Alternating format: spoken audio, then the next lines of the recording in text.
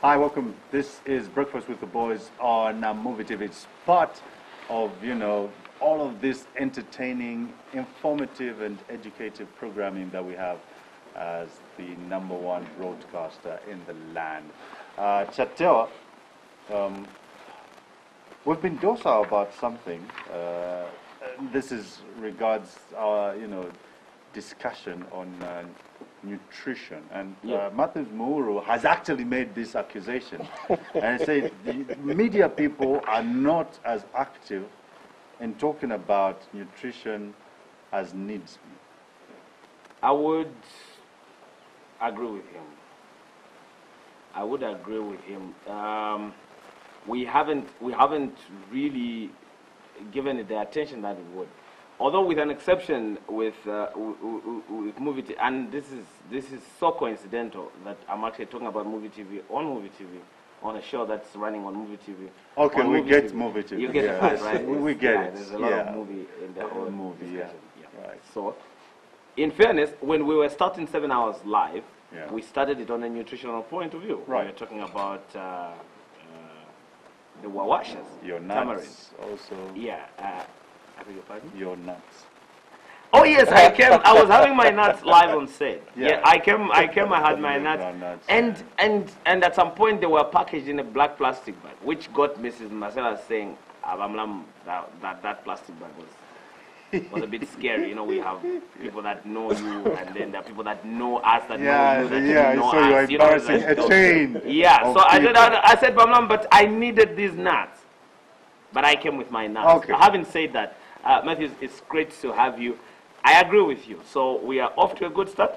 I agree with you. I don't think the media has done as much as they should, especially when it comes to issues to do with nutrition. But let's talk about what Boma, because most of us will talk about Boma. How much has the government come through in promoting healthy foods? Okay, thank you very much, and good morning, boys. I need to greet you before I say anything. I don't know why he's thrown his manners off to. He's so much in a hurry. Yeah.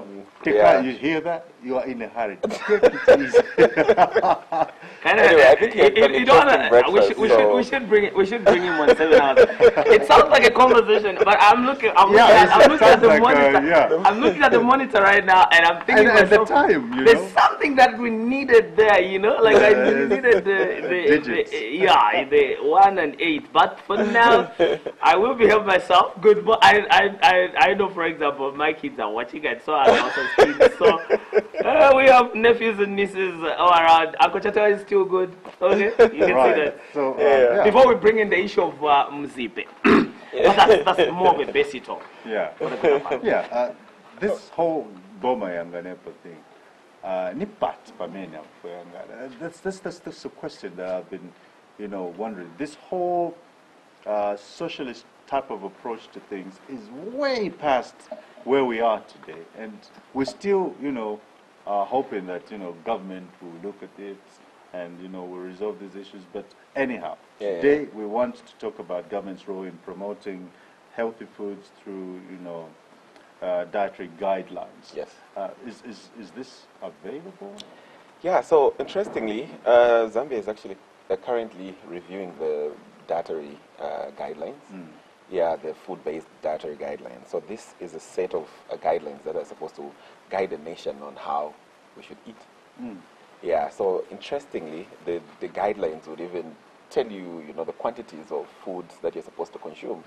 For example, I know that you don't know that you're not supposed to consume a lot of red meat in a week.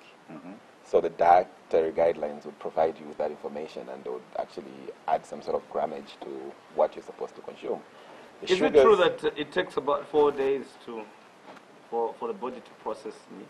Yeah, so red meat has issues with digestion, so no wonder they would even promote the white meat and the like. So the dietary guidelines are actually an interesting set of guidelines that the country is supposed to follow if at all we are to remain healthy and just eat the foods that are good for our bodies, as well as also the beverages that we are drinking. So these sets of dietary guidelines would show you how much fat you're supposed to take in a week, how much sugar you're supposed to take, also the need for micronutrient consumption, because I think one of the things that we are seeing as a country is that in as much as you're fighting undernutrition, there was the issue of obesity that was coming on, and then from obesity and overweight, we have now the micronutrient deficiencies. So this set of guidelines is supposed to provide or to guide the nation on, what foods you should consume, what quantities you should consume, and the government is supposed to actually promote the content of these dietary guidelines. Talking about promotion, what do you feel is the best channel for this actual promotion to the rest of Zambia, especially that there are areas that do not have access to the TV that our viewers are watching, or the radio that others are listening to, and even worse off, newspapers. Yeah. So I think one of the first step is actually to analyze the different audiences that we are supposed to reach, and look at what the best way of reaching out to those people is. I'll tell you that in certain places like Pika and some other parts, the community radio stations are dear to these villages. They would hold that small radio as a family, and they would listen to it, and probably at peak times that the entire family would be together as they eat, as they probably discuss and rest. So, and also apart from the radios, the TVs, and these traditional, or the conventional ways of reaching out to the population, we can also use the traditional methods. In the rural communities, what are the channels that people receive information? It would be through the traditional leadership.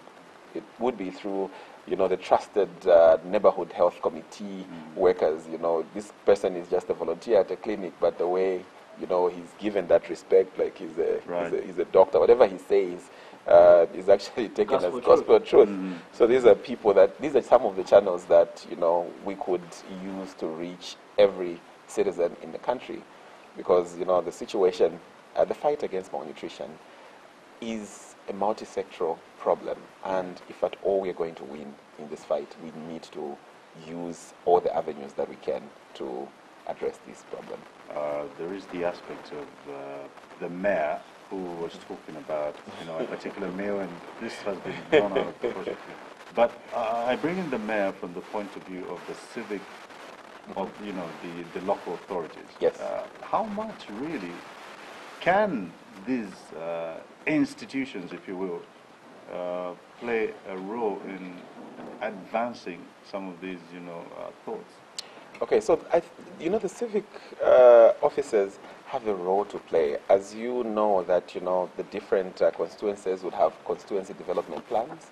So what we are calling for, as a civil society, is for those plans not just to have the infrastructure development kind of plans, but also address the needs of the different constituencies and the different regions, depending on taking the food approach. So actually on Monday we'll be hosting some kind of meeting where we'll bring the civic leaders as well as some of the community leaders themselves to discuss on the best possible ways of us seeing some of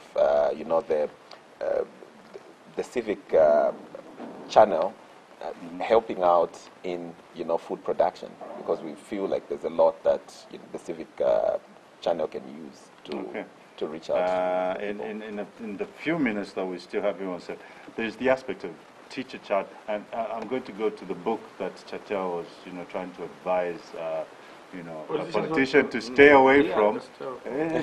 I quote, teacher child in a way should go, and when he's old he shall not depart from it. The aspect of bringing these issues of nutrition into schools. At what level do we begin to talk to children about nutrition?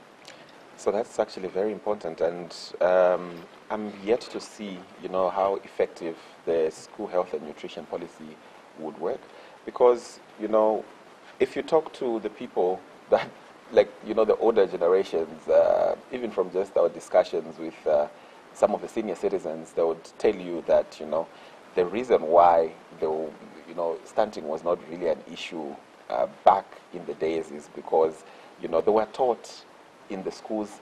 The president then, Dr. KK, had some policies where you get an egg when you go to school. Oh, you get some I was a milk beneficiary of that when I was Really? in welfare school. Yes, yes. Okay. Yeah. So. Method. Yes. Please. I got your reaction. I will come in. I have to. I'm sorry, I have to. What you don't understand is that Kausa is so odd. Yeah. He actually was with Noah before he built the ark. They were at the same school up to the 3rd grade before Noah moved to the Far East. So don't get surprised. He will tell you stuff about what happened in the 60s and most of his peers are dead. He should be dead. For the greater part of it, he actually should be. He's the longest survivor. Yeah. So, yeah. So the people, I think in the old days, people would be taught, about good nutrition. Even the foods they would grow back then, it was not maize driven as we are seeing now. The maize value chain being heavily supported and us forgetting about, the different foods that people would actually consume. So teaching children on nutrition issues, especially from school, even in the homes and in the communities, would help us avoid some of the challenges that we are facing. Today, Zimbabwe, despite the many problems that they have gone through, they're doing so much well than Zambia. And if you ask one of the reasons, they'll tell you that the literacy levels, as well as also when people are young, they would be, they'll be introduced to the issues of nutrition. Hence, even when they're older, they don't have jobs, they're on the street, they would take keen interest in what they feed their families. So that's key to this, and I'm happy that the dietary guidelines also have a component on that. But what I'm not really sure about is the implementation, because at times we're good at making these nice documents that will shelf and don't see any tangible results. Well, Matthew, I'd like to thank you for today. You are truly a guest and not a guest presenter. I was getting used to being a co-host, and I think I did so well. I was just thought that people your audition. There were a lot of phone calls came through, and they said, "Bring Matthews back." Bring Matthews back. So we want to get a glimpse of him, and therefore you're back. And so from here, there's going to be this whole line, of course, that we're going to have to deal with. So having you on set is actually problematic. I know, because, your job is at risk. They might demand, fresh blood and not mine, I am told, is what do you mean, fresh blood? Fresh. The word is fresh. Fresh. The keyword there is fresh. You are watching Breakfast with the Boys. This is the Saturday edition. There's only one edition of Breakfast with the Boys, which is Saturday. But what I meant to say by this edition was part of the 7 hours live. But I'm just reminded. I really would have loved to see how you try and get yourself out of that. Yeah, this is going to be hard. There's only one thing that can help me. I'm going to nail it home. A break. We will take a break. We will take a break.